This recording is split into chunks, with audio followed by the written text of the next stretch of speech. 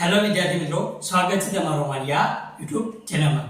આજે આપણે આ વિડિયોમાં ધોરણ 10 વિષય સામાજિક વિજ્ઞાન જેનો બોર્ડની પરીક્ષામાં પૂછાતો એક અતિ મહત્વનો પ્રશ્ન કોણાર્કનું સૂર્ય મંદિર।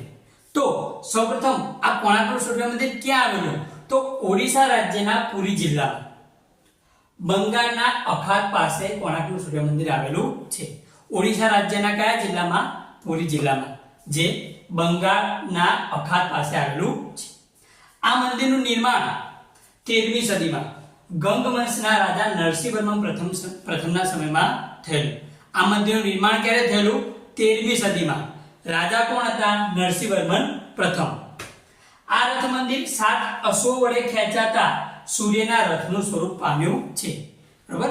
7 અશ્વો એટલે કે ઘોડા, 7 ઘોડા વડે ખેંચાતું હોય તેવું સ્વરૂપ પામ્યું છે।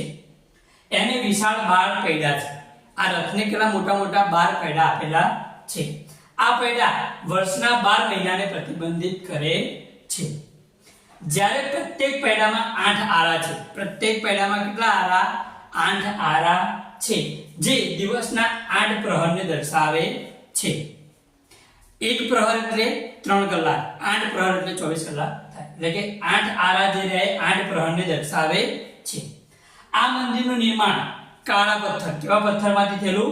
કાળા પથ્થરમાંથી। તેથી આ મંદિરને કાળા પેગોડા તરીકે પણ ઓળખવામાં આવે છે, જે બોર્ડની પરીક્ષામાં ખૂબ જ પૂછાય છે એવો આ અતિ મહત્વનો પ્રશ્ન। આવા જ વિડિયો જોવા માટે અમારી આ ચેનલને સબસ્ક્રાઇબ કરી દેવા વિનંતી।